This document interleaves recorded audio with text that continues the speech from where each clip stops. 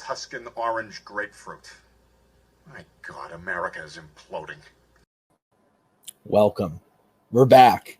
It's Fanzone. You know, that debate league we do. Some of you have seen it. It is what it is. Here we are. I'm excited. It's we've got another debate match. We just finished up our rookie tournament. We just finished that up 2 weeks ago with the final title match. And now we are back into some other regular season stuff. This is actually the first match, though, to find out who is going to be playing for the next title. That being said, the match is Kaleb Koho versus Jim Green. Before we get into kind of how they got here, let's start introducing the judges, starting with Mr. TWOHIG. Nick, it's been a long time since we've been on the Fanzone floor together. It has. Except it hasn't, because it hasn't been. That just happened. I'm very excited. I've spent the last several weeks being judged by people. I'm excited to switch the roles, as it were. Yes, absolutely. Next in is Mr. Cassel himself. Hi, Doug. How are you? I'm good. A nice somber night to watch debates. It shall be fun. That head clip is totally becoming the real world. Just saying, it's You're perfect. Yeah, I love it. It's absolutely perfect. Next in is Mr. Newberry. Hi, Cody. How are you? I'm grumpy. That's fair. That is a persona of yours that you have. Okay, fair enough. Good to hear. I've from judged Cody. on every debate Koho has lost, so this should be fun. Is that accurate? That's accurate. I did not know that. Okay, guys. So here's what's going on. Jim and Koho playing. Koho, the last time we saw him, he was playing for the title at the end of last season. He did lose that match, as you said. That's how he got his shot here to play today. Jim Green, I honest to God couldn't tell you the last time we saw Jim Green. I think it might have also been when he played me. No. He played someone at the beginning. I think he played Jacoby. He did. He played Jacoby at the beginning of this season when we were still under that other name that we don't speak of. So he is back for another match here. Both of these guys, in their last match lost, but they're there's the first one, Nick. You got it. They're looking for the first win back into this fan zone section. So let's bring them in. We'll start with Mr. Jim Green. Jim, how are you this evening? And those headphones are quite large. Yeah, I know. But look, here's a dog, and there he goes. He's in here with me because Jordan is taking a test. So I got the dog with me, and I'm wearing a Luka jersey, first team All-NBA, so that feels good. But what was the question that you asked me when I came? How are you? Tired. It's 10:30, and I screwed us out of the original film date, so I said, I'll make it work Wednesday no matter what, and this is me making it work, so... Absolutely. Beautiful. Good for you. I'm proud of you. Thank you for making it work. Let's bring in the next guy, Mr. Kaleb Koho. You're the former teammate of Mr. Jim Green in Fandom fights. Koho, when we were creating the matchups for this, and I told you were going to be playing Jim Green, you got very excited. Tell me, why are you pumped for this match? You ever seen Marriage Story? Yeah, we never had our breakup fight, so I feel like this is what this is gonna be. Jim is good at this. I've had my year off after the fight with you. I was like, I would like a long vacation from debate because I love it and I hate it. It takes a lot out of me, but I feel like I'm good at it. I'm good at screaming at people with my opinions. So this will be fun. To quote the Joker in a movie none of you have seen, I'm tanned, I'm rested, and I'm ready to do some damage. So it's fun. What movie is that from? Batman Beyond: Return of the Joker. I mean, I have seen it, but I didn't know that was from that. Okay, perfect. Here we go. So the way that this is going to work is the competitors have gotten 4 categories that they've chosen, questions for those categories. They have had some time to prep those questions, and now they are going to debate them. They have 1 minute to open their arguments, 5 minutes of free form, and then 1 minute to close the arguments. The first person to 3 is the winner. So if it is tied 2-2 after the first 4 questions, we will go on to a bonus speed round question. Me and Nick know a lot about that. It is stressful. So that being said, we will get into question number 1 right off the bat. And just a reminder, guys, I will come in with a 10-second reminder of when you have 10 seconds left, and also a minute reminder during the free form. So the first question tonight is in the category of Star Trek, chosen by Mr. Kaleb Koho, the biggest Star Trek fan out there. And his question is, who is the most useful member of the Enterprise crew? So because Kaleb drafted this one, he is going to be going first. He has 1 minute on the clock when he starts talking. So I specified the original 6 movies because I think that crew has a real good chemistry, and you get a lot more time with that crew than any other crew. In each of them individually, you get to see all their skill sets. You get to see who the best members of the crew are. And I think the most useful member by far is Hikaru Sulu. He is the pilot of the ship, but he is much more than that. He is very versatile. He can fill any role that they need him to do. He is so good at his job, specifically as a pilot, that he, in the Final Frontier, flies a escape pod into the Enterprise hangar bay without the use of a tractor beam, which he has never done before and no one else has ever done before. They make a big point of saying that. He is that good. He gets them out of more jams than ever, and he's the only member of the crew that by the end of the 6 movies is a captain. That gets promoted to be captain from under Kirk's command. He is the heart of the ship. He is the most useful flex player on the ship, to use Jim's Green Sports analogies, and he's the best pilot in the history of Starfleet, bar none. Time. All right. So we will move over to Mr. Jim. 1 minute on the clock when you start talking. Let me bring up this thing that I have. Okay. I will, my nomination / my pick will be the chief engineer of the Starship Enterprise, Montgomery Scott. Just to go from what Kaleb Koho was saying here, he is often called the miracle worker of the Starship Enterprise. And I know this is the original 6 movies, but I'll quote from an episode. I'll quote Kirk from an episode of The Apple of the original series, season 2, episode 9. Scotty, you're my chief engineer. You know everything about the ship there is to know, more than the men who designed it. If you can't get those warp engines working, you're fired. Scotty, specifically on the Starship Enterprise, is the most useful crew member. Okay, giving up about 10 seconds of time there. So, guys, you have 5 minutes of free form. Remember, do not speak over each other. If anybody filibusters, I will come in and yell at you and make you do my laundry. So 5 minutes, and I will come in for a 1 minute reminder when one of you starts talking. Okay, so Montgomery Scott, if he was the most useful, then he'd be better at his job. Because in all 6 movies, the biggest problem the Enterprise constantly has is the warp drive. That is the biggest problem they have. Whenever they need to get out of a situation, the warp drive isn't working. Whenever they need to do this or that or that. Kelko, who always fixes the warp drive because he knows how. You can't necessarily blame Scotty for the warp drive being faulty, but you can give Scotty credit for fixing the warp drive. Except he doesn't, because if it was really fixed, we wouldn't have a problem with it in the next fucking movie. That's the thing. That's why do mechanics never exist, because if the part was good, then it would always work. No, mechanics are there for a reason. Don't give me that face. You're making the argument like, oh, if he truly fixed the part, then you would never need to fix it ever again. If he was good at his job, that would never be an issue that they have to face. The thing is, the fact of the matter is, in all 6 movies, they keep having an issue with the warp core. It's not from anything else except Scotty doesn't do his job right, because it keeps getting broken or it just stops working entirely. If Scott fixed the problem that was with it, it wouldn't happen. That's the problem. Scotty's not good at his job. Scotty Why is was it making incredible the at his job. That is why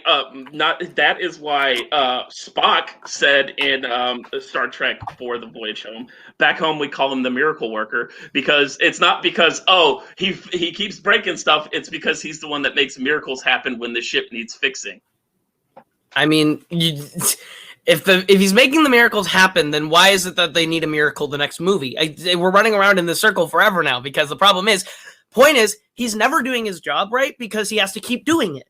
And that means he's not the best at it. That's how an engineer works, Kaleb Koho. Again, just to go to the basic analogy of a car, you're insinuating like the Starship Enterprise should never break if the job is done right when it needs maintenance and it needs to be upkept, which Scotty does. Without Scotty, there is no ship for Sulu to even navigate. The starship doesn't go anywhere without Scotty. Except that's not true because in Star Trek 6, in Star Trek 6, The Undiscovered Country, and specifically Star Trek 2, The Wrath of Khan, the warp core is down, they can't warp away, and Sulu flies them through the nebula, and they win the day because of Sulu's masterful piloting. They don't have navigations or warp, and he pilots them through a nebula with no visuals to where they need to be, and they win because of Sulu's piloting. He is better at his job because Scotty couldn't do his, Sulu could still do his in the same situation. That's what I'm saying. Sulu's better at his job than Scotty. No, but even then, you're giving Sulu credit for doing his job better when he needs to rise to the occasion. You're giving Sulu credit for that when you're not giving Scotty any credit for it. Also, but he doesn't the occasion. Because he fixes it. He's the miracle worker, Kaleb Koho. And so another point, which I'd like to bring up in Star Trek, I can't read my notes very well. In Star Trek The Final Frontier, who is the one that breaks Spock, Kirk, and McCoy out of the brig so that the crew can then go and save the day? Oh, that is Scotty, not Sulu, Sulu's on Team Sirik over there. But, you can just forget the whole plot point that they're all mind controlled in that one, but okay. The thing if Sulu was so good, then he wouldn't get mind controlled, but whatever. Scotty was mind controlled too in the same movie. They both get mind control, so your point is null. So the thing is, through all 6 movies, Scotty is seen having to do the same thing over and over and not being able to do it right once. That's the problem. Scotty can't fix the thing. He has to keep repairing the thing, and even then, he doesn't do that right. The thing with Sulu is every movie, he shows constant progression. He shows that he can do any job on the ship that they need him to, and in his specific job, he saves the day in the Wrath of Khan. He saves the day again in the Undiscovered Country when he's the captain of his own ship, still manages to come back, break command, and save Kirk and all of them when Scotty can't fix the warp core. But also in Search for Spock, when the Enterprise crew is stealing the Enterprise away from the Excelsior to then go and save Spock and, not just be their careers absolutely ruined. Who's the one that disables the Excelsior's warp drive? That's Scotty. Well, Sulu just sits there and is like, okay, I'm flying us right at these space doors. Who opens the space doors? Who opens the space doors? That would be Scotty. In the same movie, Sulu's the reason why they're able to sneak aboard the Enterprise entirely. Scotty couldn't do his job and get on the Enterprise without Sulu breaking them into the ship in the first place. 1 time. All right. We are going to move to Mr. Jim, I believe. And you are going to have 1 minute to close your argument when you start talking.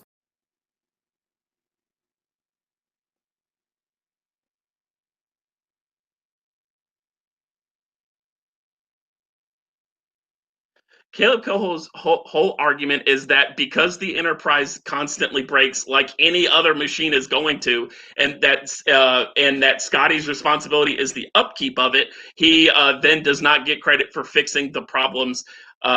Scotty, throughout the 6 movies, is constantly referred to as the miracle worker because he makes the miracles happen within the ship. Without Scotty, there is no ship for the rest of the crew to even be on. Sulu is great. I'm not going to deny Sulu. If I wanted a captain on another ship, which Sulu becomes, I would pick Sulu. But the question specifically is who is more useful on the Enterprise for the Enterprise, and it's the guy that fixes the Enterprise when it needs to be fixed and knows the Enterprise better than any other person living. Okay. I'm good. Finishing about 15 seconds early on that one. Mr. Koho, you now have a minute when you start talking.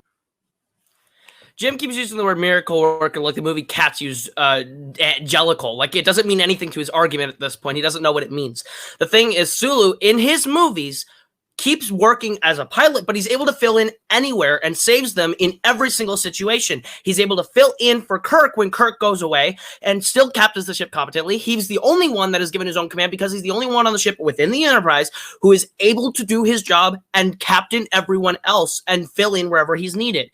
He breaks them back into the Enterprise in the Search for Spock, in the same movie. The thing is, Scotty is stuck in his own one area because that's all he's good at. Sulu is good at everything. So to be useful to the entire crew, you have to be at least competent in every position, which Sulu shows himself to be. As a pilot, as a captain, in Scotty's own position as an engineer. Sulu is the most useful member of the Enterprise because he can, to use your sports term, flex into any position that he needs to fill. He is the best pilot in the history of Starfleet. He gets them out of more situations than Scotty gets them into. And at the end of the day, Sulu is the most useful member of the Enterprise, bar none. Time. All right. Well, judges, it took a while, but we finally got the Koho very fast speaking. I love it. It's on brand. It's fantastic. Okay, so I am here in a completely hosting capacity, which is nice because I don't want to vote on this. This was a good fight. I'm going to start with Mr. Newberry once everybody has their answers written. Yeah. Okay, go ahead. So basically, I think Koho almost lost this entire fight in my eyes because Koho just I think he did what we all did, was discredit Jim on this argument and not think that Jim would actually fight, and I think he fought really well. I just think the closing, Koho listed a lot of facts that were hard to counter.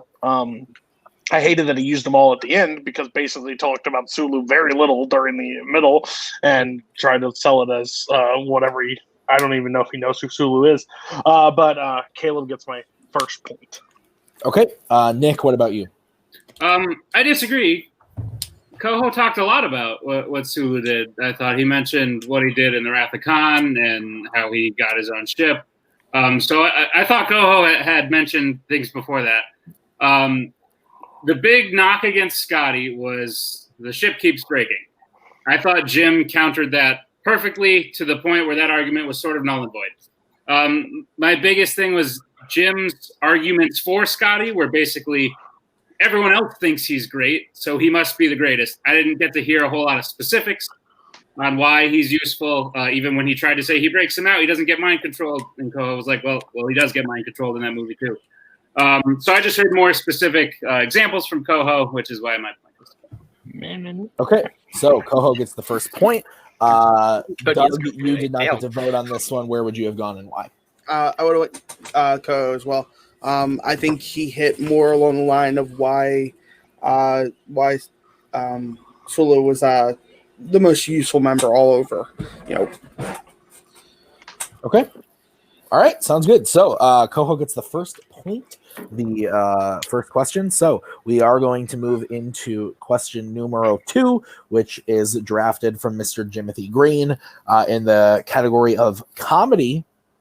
And the question is, what is the best quote from A Christmas Story? You will sense a theme here today when we get to Jim Green's next topic. But yes, what is the best quote from A Christmas Story? Jim, you drafted this, so you get to start 1 minute when you start talking. As someone who has watched A Christmas Story at least once a year on Christmas Eve every year since I was probably 4 or 5 years old, needless to say, I've seen this movie at least 50 times. So for someone like me, there is a lot of quotes to pick from, but I went with the one quote that I think sticks out above the rest of them, which is usually the one that everyone relates with the movie specifically, and that is "You'll shoot your eye out," referring to Ralphie wanting a Red Ryder BB gun, and that is the response he gets from his mother, his teacher, Santa at the mall, and the Wicked Witch of the East in a kind of like dream sequence after his teacher tells him on a paper that he will shoot his eye out. So yeah, that is my pick. You'll shoot your eye out. Okay. All right. We will now move over to Mr. Koho. Koho, what is your pick for best quote from A Christmas Story? Unfortunately for Jim, the question is best, not most iconic. So I went through the movie and found the film's best line, one that I think encapsulates everything you need to know about the film, its tone, its style, everything you know about the movie is summed up in this one line. Only I didn't say fudge. I said the word, the big one, the queen mother of dirty words, the F dash dash dash word. That line right there tells you everything about this family. It tells you about Ralphie. It tells you everything you know about these people. It tells you that this family is very traditional. They're the kind of family that believes that you go to church on Sunday, you don't say any bad words. They're the all-American nuclear family. And Ralphie breaks the mold from that. And that's what this movie is about. It's at its core, Ralphie on Christmas wanting something that he can't have. And I think this quote puts this whole thing into perspective in the best way. It's unique. It's funny. It sums up the movie's entire tone, story, and heart. One time. Okay. So I'm not going to be able to repeat Koho's quote. So I'm not going to even try that. But the shoot your eye out and Koho's 5 minutes on the clock when one of you starts. So Kaleb Koho, you, I feel like you actually haven't even seen A Christmas Story because this point of the movie, the quote that you're referring to, I went and timed it today. It comes in at 41 minutes into the movie, and the ending of the dream sequence that Ralphie has about the soap blinding him ends at 46 minutes and 30 seconds. So this quote takes up about 5.5 minutes of screen time, whereas the first time the line "You'll shoot your eye out" is uttered in the movie is 7 minutes and 58 seconds by his mother. I didn't realize that we were picking the line that is said the most in the movie, Jim. Here's the problem with your Here's the problem with your quote. The problem with your quote is that it doesn't tell me anything about your movie except, oh yeah, that's the movie that's from. It's iconic. But the thing is, there's nothing special about that line. There's nothing unique about that line. It's a general warning that is repeated over and over and over, and it's not that great as a line. Yes, because it drives the narrative of the entire movie. His mother, his teacher, his mother and his teacher both tell him, "You'll shoot your eye out. There's no way you're getting this for Christmas." So Ralphie says, "I know what I'll do. I'll ask Santa." So he goes to Mall Santa, and what does Mall Santa say? "You'll shoot your eye out, kid."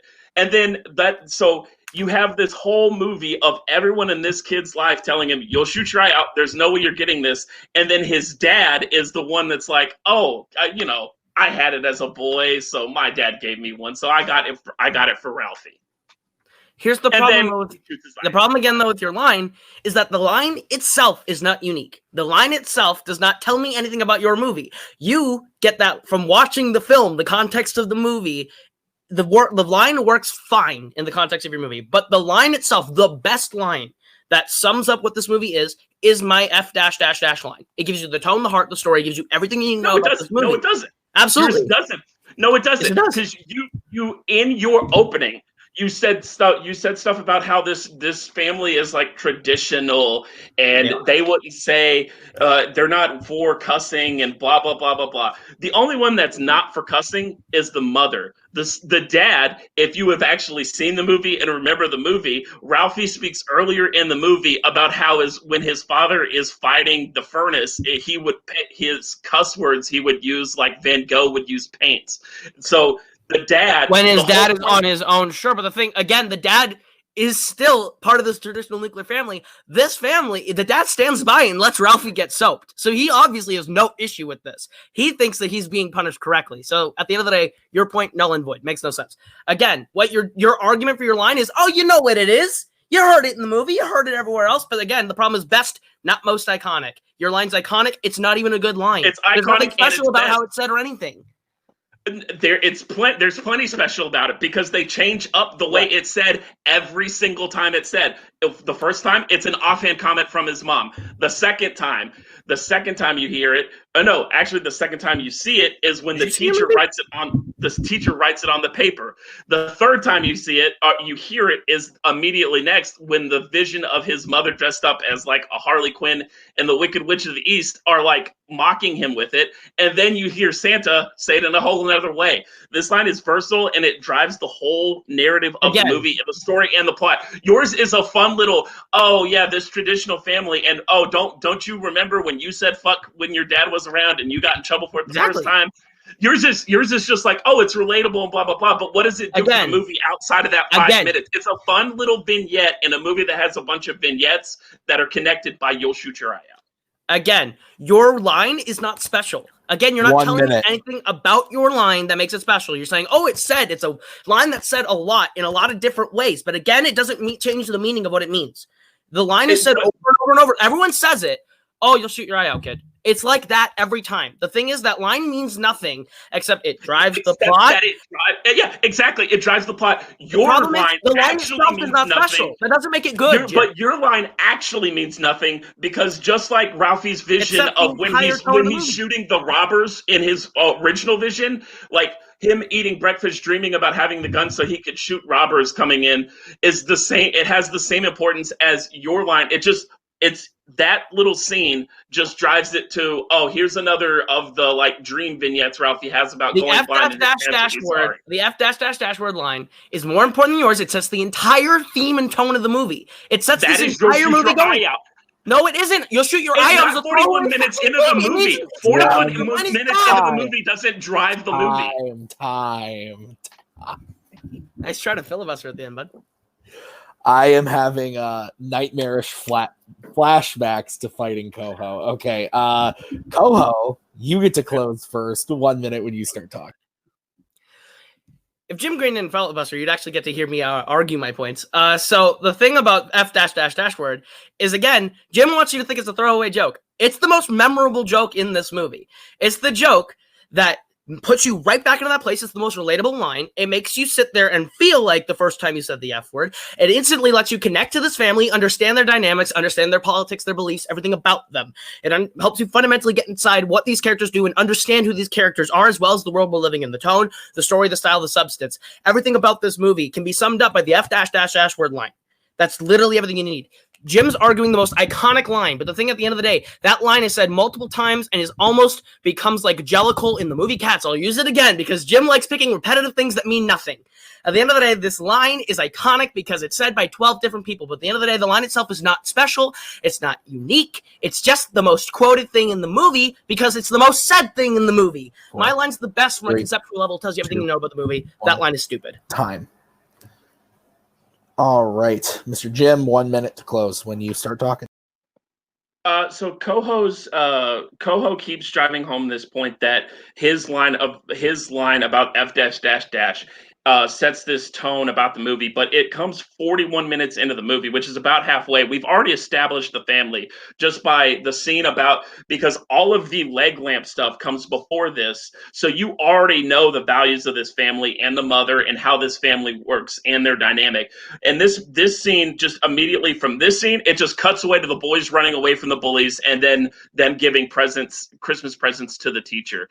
Koho, You'll Shoot Your Eye Out drives the whole story, the whole narrative of the movie, and Koho's saying that his line defines the movie. If you took that same line, I didn't say that, I said the F dash. If you put that in like The Sandlot and Smalls was saying that to his stepdad, that would also work for that movie. His line doesn't really need to be in that movie, whereas You'll Shoot Your Eye Out is a part of A Christmas Time. Okay. All right. Let's bring in dem judges. Welcome to Noah Baumbach's marriage story. Yeah, you're right. All right, Doug, does everyone have their vote written down? Yeah, like 2 minutes in. Yes, basically. Okay. I think this was decided a long time ago. We're all good. We're all voted. Okay, yeah. Doug, we're going to start with you because your vote did not count last time. Yeah. I tried to pick out who fought best for the question. Best quote. Jim hit Koho kind of in his argument where Ko's like, mine is the narrative of the movie. You take it, you get these parents. And then Jim hit him with, your line doesn't come in until like halfway through the movie. And we already know who the parents are. We know who the family is. Give me with Jim. Okay, we will go to Mr. Newberry next. Where are you going? So this did not sway my vote, but when somebody says best quote and one person can't quote their damn quote the entire time, it's not F dash dash dash. That's not a quote from the movie. You literally just said the ending part of it, and it drove me fucking batty. But that had no sway on it, because you can't easily quote a film if you don't know your own quote. The fact is that I think it was just bullshit. When Koho doesn't know a thing very well, he just bullshits the entire time, and you could finally smell it out in this one, because Jim basically combated everything about saying that this one part tells everything you need to know about said people, and you know it prior. He brought in his closing. Jim gets my point by a landslide. Okay, so Jim gets point number 2. Nick, you did not get to vote on this one. Where would you have gone and why? And why? So for very similar reasons, they were sort of arguing different things as to what the best quote means, which is fine. Like, I think that's part of the argument. You got to convince me, like, what does that mean to have the best quote? And Koho was sort of arguing for like what it means for the film, like for someone who hasn't seen the film, and Jim was sort of arguing for what it does for the film in the film. And at the end of the day, I think Jim sort of, when he explained like who the dad is and things like that, it sort of made Koho's logic of what that quote means not make a whole lot of sense to me. So I also understand. Okay. So Jim gets point number 2. Clean sweeps for both questions so far. Yes, say what you will about Mr. Koho. If he doesn't know something well, he is very good at throwing things. Okay, that's why I love him. Okay, but question number 3 is a Koho picked category. So let's see what happens. It is the category of Oscars, regular old Oscars. The question is, what best actor or actress winning performance from the 2000s doesn't hold up? So again, what best actor or actress winning performance from the 2000s doesn't hold up? Koho, like I said, you drafted this. You are going to get to start on this one 1 minute when you start talking. And take it back to 2009. A year where we could have movies like The Hangover come out and quote it all the live long day. Thanks a lot, Bin Laden. Today, that stuff does not fly, and take that how you will. But at the end of the day, Best Actress at the Oscars went to Sandra Bullock for playing a Southern accent version of herself in The Blind Side. We gave her an Oscar for playing Karen, who picks up Michael Orr on the side of the road and literally only gives him a home because football. Because he's good at it. Let's ride that money to train to the station. But Sandra Bullock's performance alone doesn't do anything. Her performance is not good. She's just kind of being herself, but a Southern accent. There's nothing special about what Sandra Bullock does that deserves her the best actress of 2009. It makes no sense.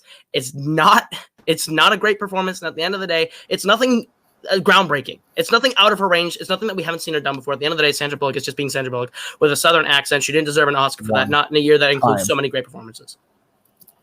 Okay. We'll bring in Mr. Jim. Jim, 1 minute to start this when you start talking. I'm glad Kaleb Koho brought up the year that had so many great performances, because my year also had not as many great performances, but had a great performance. I'll take you to 2003.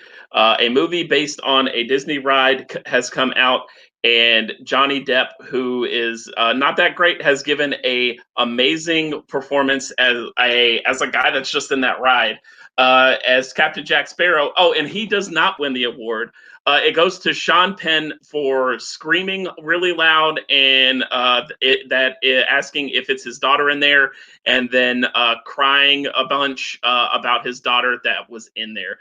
Sean Penn in Mystic River, he just really, it's not a lot of layers to it. It's just really highs and lows, especially when you do look at Johnny Depp's like Captain Jack from that year that should have won the award, which is a much more layered performance compared to Sean Penn's in Mystic River. 2, 1, time. I'm so excited. Okay, 5 minutes when you guys start talking. Your definition of more layered is a drunk Keith Richards impression. Good job. Sean Penn in Mystic River is giving a super layered performance as this gangster-connected man who we should not root for. But at the end of the day, you feel for him. He makes you feel that pain. When he's screaming, "Is that my daughter?" in there with the tears, he is literally selling you on this emotion. He puts you right where you are in his place, and you are devastated, and you believe it. The difference between your performance and mine is my performance should have never won. It's nothing that pushes him. Sean Penn is pushed by that performance. I completely disagree. Like Sean, he's just hey, fuck you, Koho. Sean Penn, it's really, he's not really pushed. He's just crying. He cries a lot. He screams a lot. That's really all there is to it. And your assertion, that's what I was trying to think of earlier. Assertion that Sandy B is just being Sandra Bullock in, I think more of, when I think of Sandra Bullock as a person, you think of more miscongeniality, not The Blind Side. I do agree with you that it's kind of like a Karen performance, but again, in that year, who's gonna win the award that year? Carey Mulligan? No. It's like, no. Exactly, Koho. Yeah. Literally, you have a year that includes Anna Kendrick up in the air. You also have Meryl Streep and Julia. You also have, her name is so hard to pronounce, so I'm not going to say Gabriella Sidera, I think is what it is, from Precious, who should have won. There are too many performances in that year that are actually doing things that change the landscape of acting, that we gave it to a phoned-in performance from Sandra Bullock, who is doing nothing but putting on a Southern accent. She's playing the exact same character she is in Crash, just a little bit less racist and Southern. That is the difference. Your Sean Penn performance is the defining Sean Penn performance for his career. That is the Sean Penn performance for a reason. Completely disagree. What are you going to pick? If you wanted, hold on. Okay, that's what I was about to say. You wanted to pick the real phoned. If you wanted to win, you pick Sean Penn in Milk, where he is playing a character who all the gaps that you're filling in are stereotype. He's filling in the gaps from what we know publicly with stereotype. Mystic River, he is creating a new character that is able to put you in a place. We've seen in a million movies before where it's just, what? Okay. Where have we seen a performance like Sandra Bullock other than it's just Crash? Crash. I literally already answered your question. That's the character Sandra Bullock plays in Gravity. She plays the exact same character in everything. Sandra Bullock doesn't do anything different. She plays the same character in Speed that she does in The Blind Side. The difference is she's Southern. That is her big twist. Sean Penn has never played the character he's played in Mystic River before. And he is so emotionally devastating to watch because you get to see this dissension of this father as he starts dying inside at the thought that he failed. And this is a character that you can see is despicable. You don't want to root for this guy, but he makes you root for him anyway, through and through, where you feel his pain. You believe his pain. If you wanted to win, you picked the Sean Penn Milk performance, which is the phoned-in performance that he puts in this year, and won an Oscar in a year that had Philip Seymour Hoffman in doubt.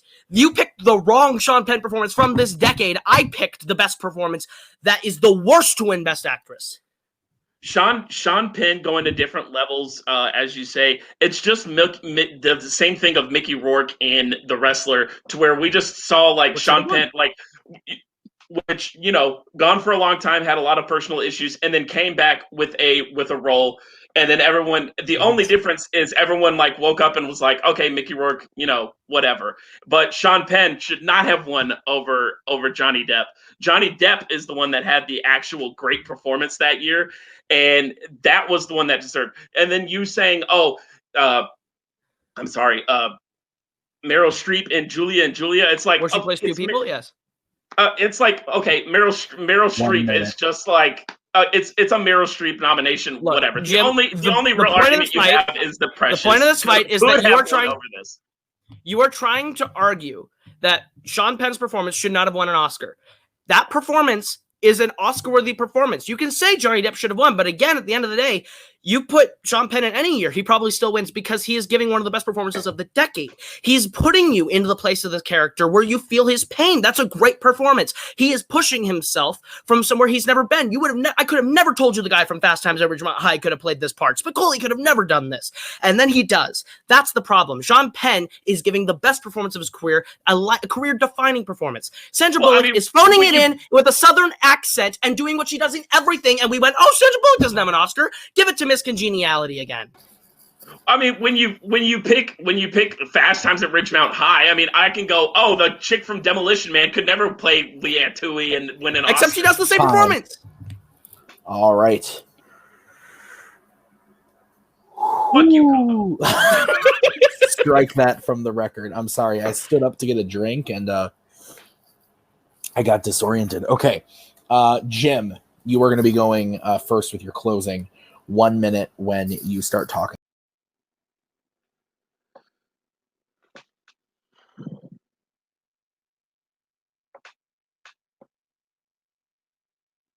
Koho's argument that Sandra Bullock's performance has aged the worst, I would say, is that it's just is he's using the political climate of going, oh, it's just a Karen. She's just playing Karen, and it's the same thing she always does. Whereas you haven't really seen a performance like that since her, and like he's gonna go, oh, Gravity, but whatever. Sean Penn, it feels like a Gone Baby Gone or something, or anything that Ben Affleck plays now. Which are just better performances, which when you watch something like Gone Baby Gone, which is amazing, watch Casey Affleck in it, and then you watch Mystic River, it just doesn't hold up as well. And that is my argument. I'm done. You can have my time, Tim. Okay, 15 seconds early. Mr. Koho, you now have 1 minute when you start talking. If Jim wanted to win, he picked the wrong Sean Penn performance because Sean Penn phones it in Milk. In Mystic River, he's giving the best performance of his career, doing something that no one could ever see him do. He's going to go, oh, well, if you pick any performance from Sandra Bullock, she's playing the same character in Demolition Man that she plays in Speed, that she plays in The Blind Side, that she plays in The Heat, that she plays in Gravity, that she plays in Bird Box. It's all the same. Sandra Bullock doesn't do anything new in her performance that changes and defines her as an Oscar winner. She is literally putting on a Southern accent, and yes, her character is shit, but we're talking about performances, and at the end of the day, Sandra Bullock is just being Sandra Bullock with a Southern accent. You can't even knock it. That's what she's doing, and the thing is, she's not doing anything to change and anything in that year. She's not better than anyone in her year, and that's the problem. You can say Johnny Depp should have won. Johnny Depp is doing Keith Richards. The thing is, Sean Penn in Mystic River is putting you in the place of that character. You are devastated. You are heartbroken. When he does scream, is my daughter in there? You feel it. You cry with him. That is a performance that is worthy of an Oscar. Sandra Bullock, you don't feel anything when you watch her perform. You just laugh because she gets to say, fuck off, Gerald. One time. All right. I have not seen Mystic River, so I have a feeling that the daughter dies. Great. I'm glad that was spoiled. Okay. Spoiler alert, Tim. Oh, sorry. It happens pretty quick in the All movie. right. Can I ask you a question? Yeah. Can you just tell me what the question was? Yikes. Okay.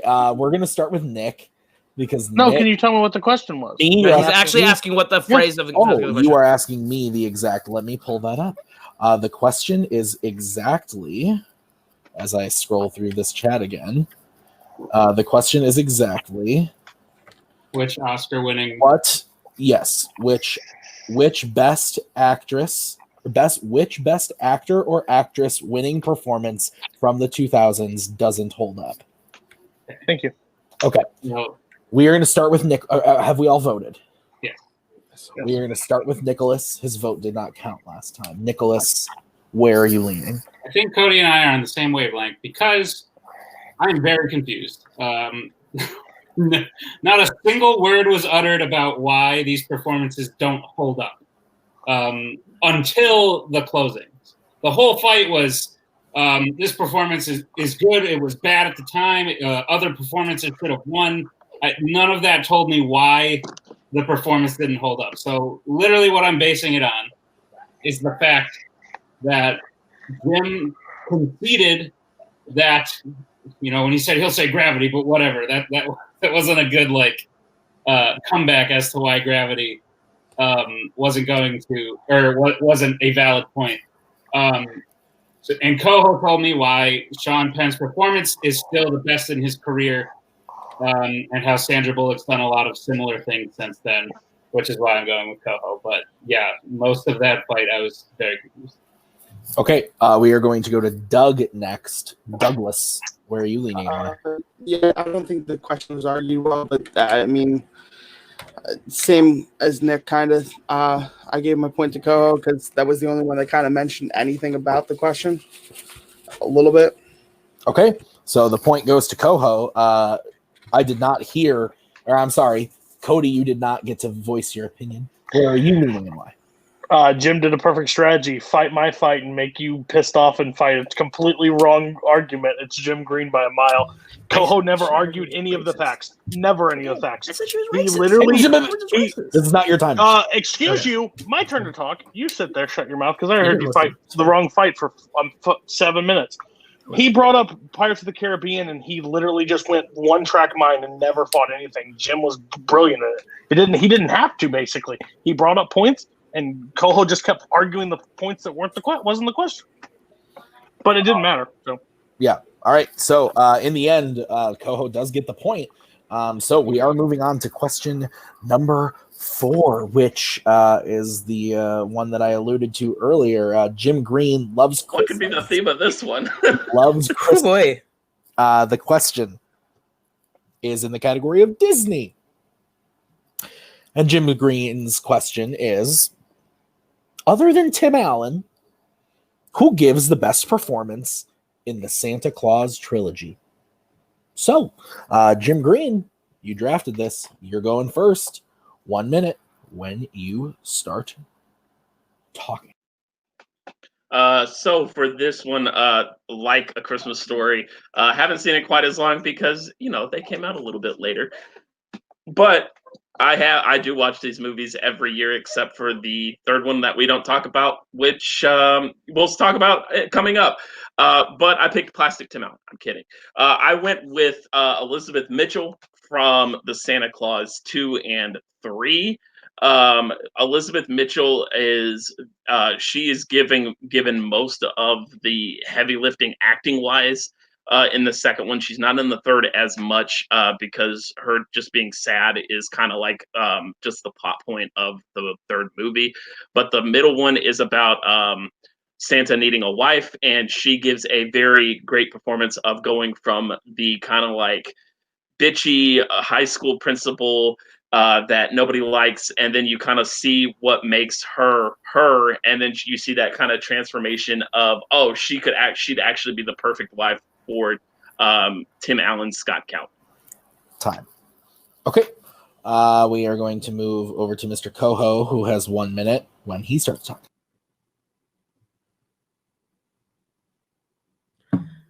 The best performance in this entire trilogy that's not Tim Allen is Martin Short as Jack Frost in Santa Claus 3. It's because he's the only one that's doing something that's not a cardboard performance. Martin Short as Jack Frost is both maniacal, diabolical, conniving, the worst, like Loki pre-Loki. But when you talk to him and he's talking to the people around the shop, he is whining and dining Alan Arkin and his wife. He is owning everyone with this very charismatic charm, and he crushes that performance. Martin Short brings both charisma as well as this kind of demented, unhinged, sycophantic, manic, evil side to him that when everyone else is gone, he lets out. And every now and then when you rile him up, I am Jill. He is the only one in his performance who is giving something new, something different throughout all three that is very entertaining and very enjoyable to watch through all of that third movie. He's the best part of his movie, and he's the most memorable thing in this trilogy besides Plastic Donkey Dong Tim Allen that we can't argue about. But Martin Short, for the win. Best performance of the trilogy. Time. Okay. Let us bring in Mr. Jim again. Guys, you have 5 minutes freeform when one of you. The problem with your character, your actress, Elizabeth Mitchell, Mm-hmm. she's bitchy. That's it. Her character is bitchy and then sad. And there's no in between. There's no growth for this character. And when we get to 3, any growth that you are told that you got in the script is thrown away where she gets sidelined to be sad for an entire movie, which ruins the overall performance for her trilogy. I completely disagree. Again, I don't know if Kaleb Koho has actually seen these movies or not. But she begins as you see her. The first time you see her is when Charlie paints this picture of her and you see that bitchy portrait, and then you see her. She climbs the ladder. You see her face looking at him, and then as you go through the movie, you get to see more and more what makes her tick, because she starts out when they go to scrape paint off the walls. You can see Scott kind of like getting in touch with her, and then keeps building up. Yep. The problem though is even though that you're told by the script she's changed, she doesn't show you that she's changed. Yes, she does. No, she doesn't. Her performance is permanent RBF. Her performance is in permanent RBF. She does not change in Again, her have you seen the characteristic or movie? anything.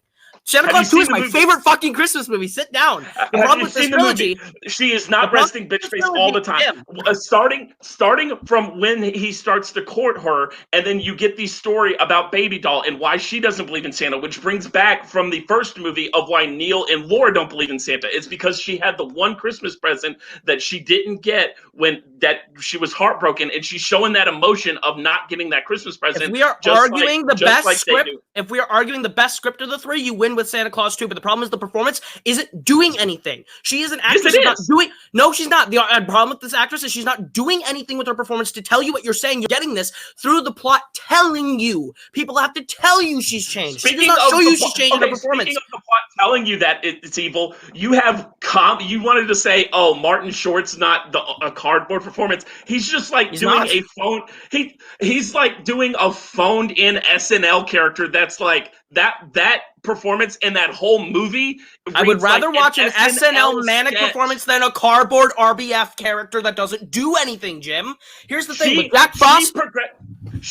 Your Jack Frost in that movie has nothing. He's just Let Koho talk.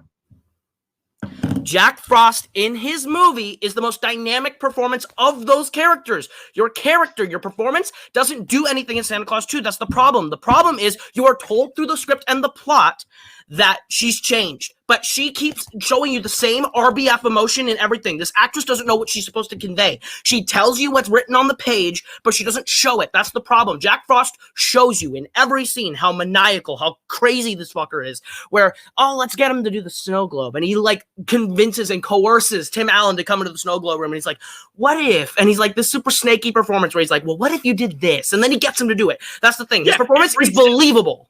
No, it reads as Robbie Rotten from Lazy Town. Like, that's why the third one is the like abortion that nobody wants to talk about of the trilogy, to where it's like nobody wants to talk about this because it's like the villain is terrible. He gets transformed into good at the end because Lucy gives warm hugs. That he still loses. This is a Nickelodeon Lazy Town Nick Jr. episode, and his performance. You're saying, oh, the script tells you that. Well, the script is the only thing telling me that Jack Frost or Martin Short is supposed to be like evil, because the problem is that is an incorrect statement. The problem is Jack Frost in his performance and the things that he adds to that character show you he's evil. The way that he talks to Tim Allen and Alan Arkin and shows you that he's like, I am super nice, I'm super charismatic. But then the moment when Lucy's like, you need to be more chill, I am chill. You see him switch on a dime. You see this character over the course of this movie, able to show different dynamics with different characters and manipulate them.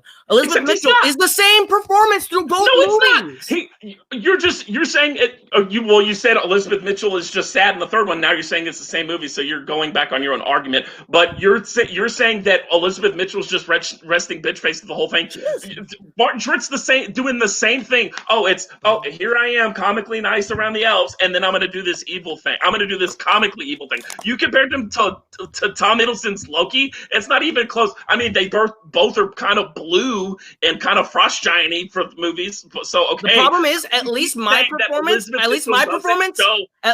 performance is something different with an actor who is trying to do things. He's trying to show you different sides to a character. Your character isn't trying anything. Yes, she is. You see her go from that just bitch the entire movie, and then you see the Christmas party. She's starting to soften up, and then Scott's like, oh, by the way, I'm Santa. And she's like, okay, this isn't cool. You're an asshole. Get out. And then you see Charlie win her over. And then that is the rest of the movie. She's the same level of angry in that movie. Okay. Koho, you are going to get to close first on this one. You have 1 minute when you start talking.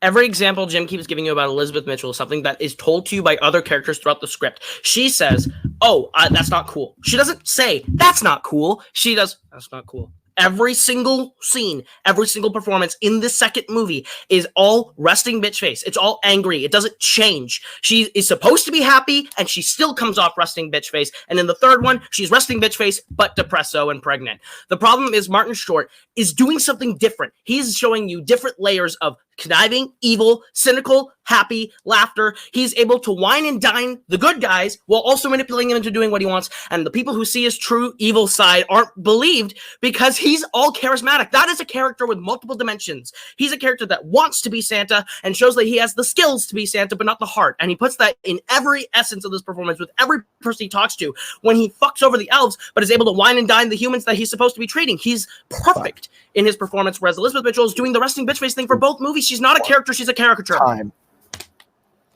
I now know what RBF means. I was confused before, but now I understand. Okay. Jim, are we back? Okay, Jim, you now have 1 minute to close your argument when you start talking.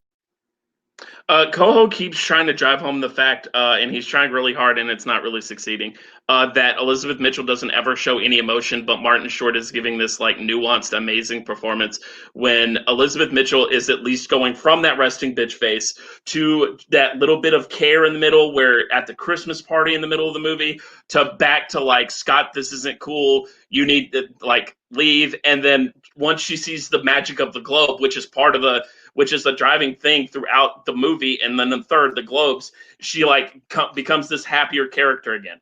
Whereas Martin Short in the third movie, which is why the third movie is so terrible, is like I said, it is a Nick Jr. Lazy Town performance. Koho keeps trying to say like it's like amazing and nuanced, but it's literally like it's ooh, I'm so clever, I'm so bad, and then I'm so mean and evil. Look at me, and it.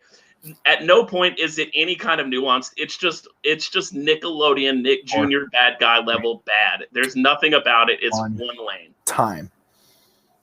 Okay. We'll bring in Dem judges. Cody, your vote did not count last time. You get to go first on this one once everybody has written down their choice. And again, Jim needs this to go to the speed round. So yeah, this is more back and forth. I hate when like we just repeat ourselves the entire fight, like the entire thing, because like I think Elizabeth Mitchell, I think she is resting bitch face in this movie. I'm thinking that's what I got from this. I'm not 100% sure, but I heard it a lot. But I didn't hear any other counterpoints really that she besides she does resting bitch face the entire movie. And then Jim battled back and said, no, she doesn't. Here's what she does. And then Koho would yell back, she has resting bitch face. Jim. Okay. We are going to go to Doug next. Okay. I thought a little bit of the opposite. I thought that he explained why she had, didn't evolve from the character. It was kind of just the same thing where, it was deadpans of the lines delivery. It kind of stuck with me when Koho said that during the argument. I didn't hear Jim really battle against that part. And then explained a little bit why Martin Short was this kind of like fun villain, kind of like add a layer of complexity to it. I went Koho. Okay, so Nick, Jim's fate is in your hands. Where are you leaning and why? Well, Koho's fate is also. That's accurate. The duel of the fates is here. The fate of the match is in your hands. Where are you leaning? In my hand. I agree with some of the things that Cody said about it being a lot of repetitiveness. The majority of the fight was on, her name, Elizabeth Mitchell. The majority of the fight was whether that was a good performance or not. I would say like 80% of the fight was on her, and then 20% of it was on Martin Short. But Jim gave me all I really need to hear about Martin Short, and that it's cartoonish. It is not akin to the great villains that Koho had mentioned, and he really sold me on how Elizabeth Mitchell's performance goes different places. Like you hate her at the beginning, and then by the end, like you feel for her. The script did that for me, or the whole script argument did that. Not the performance didn't really work for me because it was countered and used the same. Well, the script told Jack Frost to do these things. but it was Elizabeth Mitchell that stole it, so I'm going to go with him. All right, so that means we have a tie game. Jim wins the point. I believe this is the first split decision of the. Or no, it wasn't. The last one was split as well. Okay, so that means it is 2-2. We are going to the ever so lovely speed round, bonus round. Here's how this is going to work. We have prepared a question. We are going to ask the question. I'm going to say the question twice. After I have said the question twice, the competitors can answer. Whoever I hear first will be going first. You have 45 seconds to open your argument, 30 seconds to close it. You can do whatever you would like with your time, talk about whatever you would like. So, are the competitors ready for the question? Sure. I'm not going to say sky high this time, so I think I'm good. Fucking fair. Okay. The question is in the category of action adventure. And the question is... Twice, Jim. The question is, what is the most fun action movie of the 2010s? Again, what is the most fun action movie of the 2010s? You can use Google if you need it. I was going to say, I don't know release dates at all. Or Bing. If that's here. Well, if you say Sky High, Mission Impossible Fallout. All right, Koho will be going first. He has picked Mission Impossible Fallout. Can I use Jumanji Welcome to the Jungle? Yeah, that's I would say that's an action movie. That's 100% an action movie. You're right. Okay. Jumanji Welcome to the Jungle. That is the first one with The Rock and all them, correct? Yes. I know What's the that. second one called? The Next Level. The Next Level. Okay, so we'll cut back in. Well, we don't need to cut in. This is going to be an editing nightmare. Okay. Jim has picked Jumanji Welcome to the Jungle, the 2017 film. Sorry, Doug. And Koho has picked Mission Impossible Fallout, which was 2018, I believe. So, Koho, we heard you first. You are going to get to go first. 45 seconds on the clock. I'm going to stay on for this so that I can get the time in right away. So 45 seconds for Koho. So Koho goes first here and then second. Yes. Next. He goes for 45. I go, and then you go, and I go, and then you go. Yeah. He goes 45, you go 45. He goes 30, you go 30. Okay. Yep. All right, so Koho, you have 45 seconds whenever you start talking. Mission Impossible Fallout does something that most action movies can't do, and that's put you right in the center of the action where you feel like you are a part of the action. Through every single stunt, when they're jumping out of the plane, when Tom Cruise can't see and he's falling, when they're on the mountain with the helicopter, all the stunts, the bathroom fight, it feels like you are put directly in the middle of the action with a bunch of characters that you really enjoy and a story that ties the entire franchise back together in a really fun and unique way. It's the most rewatchable action movie where you know what happens, but the plot is so fun to keep watching. The stunts feels like you're riding a roller coaster and this giant thrill ride over and over and over. Jumanji Welcome to the Jungle is like every other blockbuster. It feels like I could watch any movie and get Jumanji Welcome to the Jungle's experience. The only thing that you have that other action movies don't is that Robin Williams' character's name is carved into a tree. Good for you. It's every other action movie. Fallout's unique. One time. All right, Jim, 45 seconds when you start talking.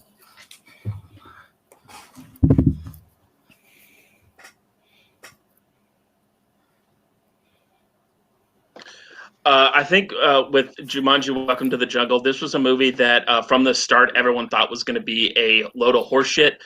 Terrible movie that ended up being great because Dwayne Johnson, who is guilty of giving basically the same performance like Sandra Bullock in a bunch of movies. He just does the same thing in every single movie.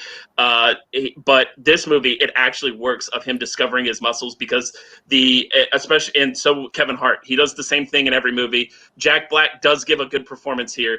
But the key word here is fun. Kaleb Koho's pick of Mission Impossible Fallout is fun if you like high-end action movies and you're into the Mission Impossible franchise. Well, Jumanji Welcome to the Jungle, anybody can pick it up and then just have fun for 2 hours. Time. Koho, 30 seconds when you start talking. Jumanji Welcome to the Jungle is the same thing I can get out of watching Rampage. I could watch any Dwayne The Rock Johnson movie, Skyscraper. I could watch Hobbs and Shaw. There are so many other movies that The Rock has done that are more fun than Jumanji Welcome to the Jungle, that are more high octane and also just more enjoyable in any more situation than Jumanji Welcome to the Jungle. Fallout provides me a unique experience. Even if you don't like Mission Impossible movies, you can still love this one. There's a reason why this is the highest rated one, because everyone went into this and enjoyed the experience because they felt like they were put in the action with fun characters. Yours is no different from another time. Jim, 30 seconds when you start talking.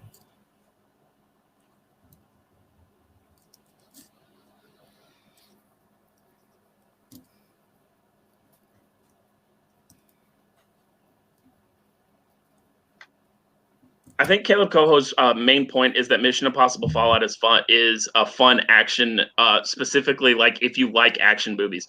Jumanji Welcome to the Jungle is fun if you just like if you just like movies.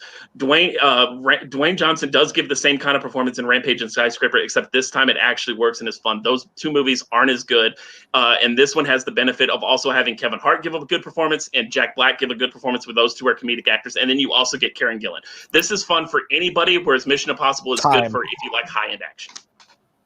Strike those last couple words from Jimothy Green. Okay, let's bring in the judges and then the competitors. Guys, Nick was the deciding. Good job, Koho. I love you. I love you too. No matter how this goes, this is fun. This was a great match. This is a great one to start this next little run in the season. Let me know when everyone's voting. In the meantime, like I said, this match so far has been, as a host, been great. I know Jim's tired, but I'm tired too. I feel it. He made it through, and Koho as well. All right. Okay, I'll just vote. Okay, so we are going to start with Nick, since he was the deciding vote last time. Cool. I disagree wholeheartedly with Koho's use of the word unique. However, that was never countered at any point by Jim Green. And Jim told me a lot about why Welcome to the Jungle defied its own expectations. Told me about who's in it. Koho sold me on the fact that you are put in the middle of the action, that the stunts make you feel like you're on a roller coaster. That to me contributed more to the idea of fun in the movie. Jim just said that if you like movies, you'll like this more, but I didn't really hear anything specific as to why. So my point is well. Okay, we're going to go to Doug next. I liked Jim's argument about how if you like action movies, it's fun for you in that part, but if you just want to have a fun ride, this is fun for everybody. That was a key argument that I didn't hear countered. That it's kind of fun for everybody. So I went Jim. Okay, Cody. Cody, you are the deciding vote. This is how I lose. Cody, Joey's mad at me today. Cody, you get to go. You are the deciding vote. What's your thought? I think Koho fought shitty in the main round, but I think Koho fought better in the main. I go Koho. Right. Basically, the counterpoints I didn't hear enough to counter it. And if Jim wouldn't have used like Rock does a good performance in this one, and they do good performances, I wanted like the fun. He could have won. He sold me fun. It just didn't go that way. All right. So with that, your winner is Kaleb Koho, getting his another win on his belt. So we will talk to Mr. Koho right away. Koho, you won in the final question. How are you feeling? Rusty. It's been a minute. It's shown through in my fights tonight. I was not as polished. I was not where I have been. And it didn't help when we did this at all. I did not have the time to fully put all my attention into it. Whoever I fight next, prepare for a much better fight and a much better fighter. You're not gonna get this chance again. But Jim took me to my absolute limit. I've said this before. Jim's a great debater. He's really good at making you angry. He's got that, like, he can just piss you right the fuck off so well. But I'm glad I won. and I'm ready for whoever I fight next. Yeah, you are actually going to be, so this little mini run that we're doing here, it's 4 people that haven't played in a while, haven't gotten their shot in a minute. So you are actually going to be playing the winner of Nazario Montenegro and Jacoby Bancroft. So you are going to be playing either Jacoby or Nazario. How are you feeling about them? Scared. Nazario is really is. If there's anyone who is as good at spitting absolute bullshit as me, it's Nazario Montenegro. The dude and I have debated so many times, and it's gone so many different ways. He's gonna be tough, but also Jacoby is honestly the scariest fighter too, because he has something that a lot of fighters just don't use, and that's just pure childlike honesty in picking your answers and your opinions. And he doesn't treat it like a game; he treats it like an actual just. Let's have a conversation about film. It's like fighting Paddington Bear, and it's so hard to do. So I'm honestly scared of both of them. We'll see how it goes. But if you pick the Mummy again, if this guy picks the Mummy against me, I'll drop that motherfucker in a heartbeat. Okie dokie. All right. Well, let's move over to Mr. Jim. Jim, you came very, very close to winning this one. What are your thoughts on the match overall and how you played? I mean, outside of going earlier today, just going and looking at the specific timestamps on A Christmas Story, and I put in some prep on the Star Trek, but I haven't seen them, so I did my best. But I knew once I got to just pick A Christmas Story and the Santa Claus that I've seen just like 100 times together, like I was like, I'll try and steal those two from Koho and then see what I can do. And Cody kind of got what I was going for in the Oscar question of I'm just going to make Koho not even talk about the actual question because I didn't prep for that, and everyone knows I'm fucking terrible at Oscars. So I did my best, and it is late. Like I said earlier when we started, I messed up the recording on Sunday. I messed up that time. And so I was like, Wednesday, we're gonna do it. I'll stay up late to do it, and it is late, and I am very tired, and I want to go to bed. But I don't want to be like, oh, I'm tired, so that's why Koho beat me. Koho is a good. He's a master debater, and so he's just really great at this, and it never hurts to just like lose to somebody that's really great at it in split decision on the sudden death question. So it's what I did against you when I picked Sky High, which was a terrible choice. And I picked Pirates. Jim, was that 2003 with Johnny Depp? I heard that's a good performance. I think it's pretty good. Yeah. So Jim, this does mean that you're out of this for the rest of the season, but starting the beginning of next season, we will be doing a big 16-person tournament. Where you would probably be in there based on the seedings. It's based on the seedings. You will more than likely be in that tournament. Is there anybody that is on the roster that you know of that you would like to debate or maybe haven't debated before that you want to?